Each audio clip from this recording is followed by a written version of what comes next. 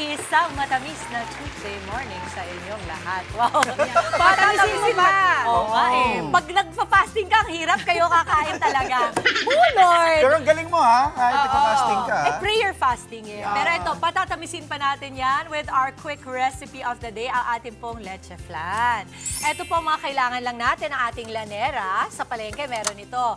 Isang kutsarang asukal, okay? Tapos, 6 na itlog or egg yolks. Hiniwalay na po natin. 6 na egg whites. Pati na isang lata ng condensed milk. Okay? Evaporated milk, asin at kalahating kutsarita ng vanilya. Di ba ganyan tawagin? Vanilya. Vanilla, ayan. Favorite yan. Makikita nyo po sa inyong mga screens ngayon. Eto, maglalagay na tayo ng isang kutsarang asukal sa lanera. At eto po yan, ganito po ang itsura niyan. O ito, pakita natin to. Ganyan ang itsura niyan, okay? Siyempre, ginawa na natin yan ahead. Kasi nga, limited ang time natin. Tutunawin niyo po yung asukal hanggang maging kulay amber or brown. Tapos, isi-set aside natin. Magbabati na po tayo ng 6 na itlog. Eto po siya. Yan. Hiniwalay na po natin yung egg yolk and egg whites. Uy, anong favorite memory nyo sa leche flan? Pasko. Okay. Diba? Oo. Fiesta. Yun. Yan. Lagi yan ang mga hinahanda. Sa taas ng halo-halo. Yun. Tama, Tama. Oo, panalo yun. Okay. Kita Angelo sa halo-halo. Okay. Ako pag yung tita ko dumarating, talaga gusto ko may pasalubong na ano eh. Leche flan. Leche flan ng bata ako. Masarap pag leche flan. Anong gusto yung klase ng leche flan? Yung rich o yung light lang? Gusto ko ng rich. Rich. Okay. Wait, so ito dapat dahan-dahan. Ganyan. Dahan-dahan. Hindi pwede dito yung apurado. At pasmado ang kamay. Oo, bawal. Bawal pala tayo dyan. Okay, ikot-ikutin natin to. Yan. Very, very slowly. Alam mo, Tita Dimples, likas talaga sa yung gumawa ng mga ganyan. Alam mo kung bakit? Kasi pag nanay ka na for 21 years, talagang matututo ka sa kusina dahil ang mga bata, hindi sila napipirme. Gusto nila meron kang ginagawa. And I guess ang language of love talaga of most Filipina moms are, of course, cooking and food. No? Galing, Okay. Maglalagay naman tayo dito, syempre, ng ating asin. Nalagyan pala ng asin. Yes. Ang leche. Okay, konti lang. Okay. And then, lagyan natin ng vanilya. Yun, favorite. Para flavor, no? Alam mo, kahit may asin, hindi naman talaga maalat. Hindi ko... Pang-balance lang Oo, yun. Pang-balance. Oo, pangbalanse. Lahat naman ng niluluto, kadalasan talaga nilalagyan ng asin. asin. Okay, lalagay din natin yung ating evaporated milk. Yan ang bida sa lahat, yung Oo. milk. Kasi leche means milk in Spanish. Yan. Got Okay. So, dahil naikot na natin yan, ang gagawin natin ay, minsan kasi yung itlog, meron niyang buo-buo, no? Oo. Yun ay yung, di ba yung parang may, sa itlog, alam niyo yun. Kung hindi nyo na-whisk yan ng tama, ito is strainer natin. Ito siya. Hawakan mo naman, Okay, sir. okay. Okay po, boss. Pwedeng Oo, tumulong. okay lang. Oo.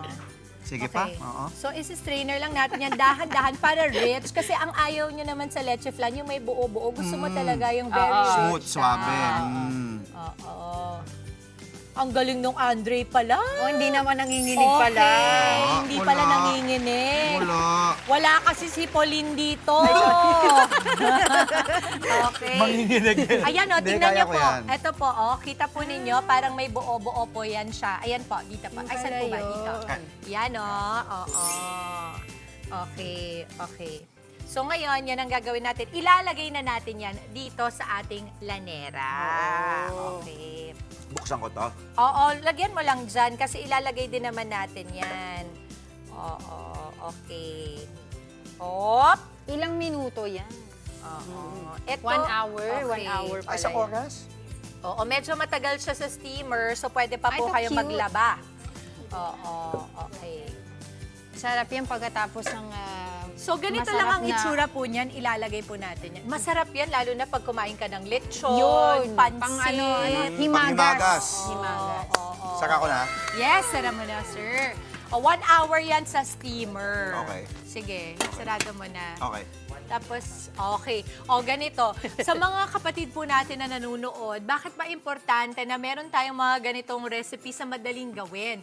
Kaya tayo nagpapakita ng ganito sa umaga ay dahil binibigyan natin sila ng ideas ng pwede nilang pangbaon or yung panghanda sa kanilang mga pamilya. Kasi Pangmerienda. kadalasan, alam mo, nauubusan ka na eh. Oo. Diba? Yung parang, Yan ano ba kaya bang yung i-ready pinakamahirap ko? na gagawin ng isang magulang. lang. Oo. Di ba? Alam mo Meal yan, plan. Mami Dims. Meal Meal plan. plan. Pati. Sa araw-araw na ginawa ng Diyos. Pati Anong po. kakainin ng Tama. asawa at anak ko? Bukod sa imbes na bumili po kayo, kasi Ay, oo. umaabot din minsan, mahal din yung binibenta. Gumawa na lang po kayo ng sarili True. ninyo, mas makakatipid pa kayo. At alam Tama. niyo po mga kapatid, yung mga ginagawa natin dito sa ating medyo cooking segment ay pwede niyo pong ibenta. Kagaya Pwede kahapon, inegosyo. yung coconut macaron sa atin, benta sa inyo. Yes, ah. totoo Oo. yun. Yun, Pwede ang pang budget natin regalo na. kahapon ay 170 pesos for 40 pieces na yon. So imagine mo, for 12 pieces, pag binenta mo na say 90, 100, pwede na. Oo. Again, ang Bibili ka lang ingredients ng po box. natin was, of course, yung itlog, pinaghati natin, egg yolks, egg whites, meron tayong evaporated milk, meron din tayong condensed milk, asin at vanilla. Yan yung mga kanina natin. And don't forget po na strainer natin yun ha. Kasi tingnan nyo po, ito po yung buo-buo na iniiwasan natin. Ayaw natin yan sa loob ng leche flan Ayaw natin yan. Gusto natin very, very smooth lang ang ating leche flan. Okay. Sakto sa Pasko din pwede ibenta yan, di ba? Ay, pwede. Pang regalo sa mga Regalo. teachers, di ba? Sa mga tito-tito. Tsaka sa teachers talaga tayo magre-regalo. Alam mo, bakit ka sa teacher naman magre-regalo? Diba? Ako nagre-regalo ko sa teachers. Pasko naman. Ito Alam mo, pero matalino siya. Hindi kailangan naman talaga. Oo. For appreciation. Appreciation lang ng Ikaw mga kanino bata. ka nagre-regalo? Balita ko marami kang nire-regaluhan. Saan? Kailan? Ano ba? Alam ko lang. Na? Na, Ito, Sabi, alam mo, ito na naman, akala ko ba iba yung gagawin Oo, natin? okay. trabaho natin. Ay, ang tip lang. wag i-overmix. Huwag i-overmix kasi minsan sa sobrang natin, Gino G tayo sa pagluluto, akala natin ang pag-overmix ay ikakaganda ng lulutuin.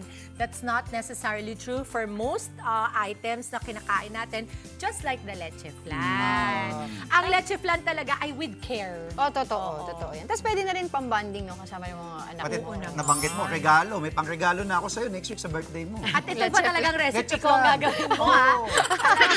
Lagay mo Bibigay sa ko sa'yo. magandang Happy birthday sa'yo, lagayan. Ate Diba? Dimples, Para oh. present. Leche flan. I think ang budget natin dito, roughly around 100 to 250 pesos, depending on the brand, no? Oo. Kasi Ng tingnan mga mo. ginamit mo. Yes. So imaginein mo, pag yan ang ibibigay mo, nakamura ka na, ang maganda pa dyan ay yung mga tatanggap niyan, ma-feel nila na yung parang, ay, labor of love ni Andre ito, ni Totoo. Angela Hindi basta-basta ito. lang na ibinili. Oo. Ang title Wow! ng recipe natin ngayon, It's Okay Not to Be Okay.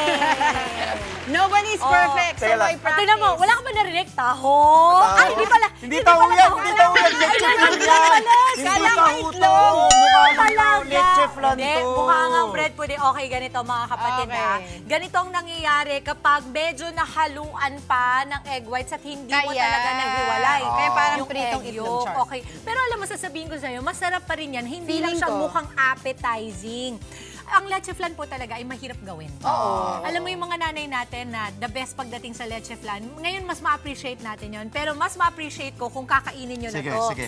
Kasi alam mo naman ngayon, I eat prayers for breakfast. I know. Okay, I'll Tita take Tips, bago, sige. Gusto ko Okay. yung reaction na, hindi mo nakita yung reaction niya. Tikman mo muna. Yung wow. Natatakot ako sa reaction. Wow!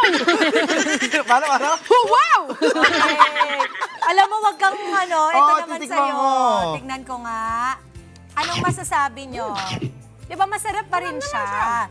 Hindi lang kasi siya yung usual na leche flan, makikita mo smooth na smooth. pero biro. Para maiwasan at Masarap. makuha nyo yung smooth na smooth, no dun sa nag-strainer tayo, pwedeng gawin yun paulit-ulit.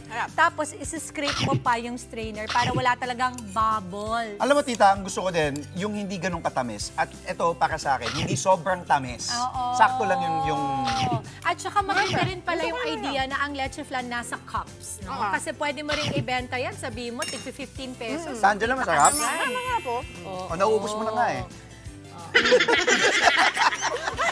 Sinasabi ko sa'yo, don't judge a leche flan by its cover eh. Gutom lang ang peg. Ito, uy, alam mo, binabasag ka nitong kapatid Hindi, mong kasi- to. ah. Gusto mo talaga ng basa. Oras po natin, 7:02 sa umaga. Hinahamon mo ako. Ano ko? Parang maraming alam yun ah. Ang hinamon! Oo, okay. Sige. Mga kapatid, Dimples Romana po, kumpletuhin ang inyong umaga ng mga kwentong puno ng inspirasyon. Salubungin po ang bawat araw ng may ngiti at pag-asa. Kaya't mag-subscribe na po at mag-follow na sa aming social media pages ng News 5.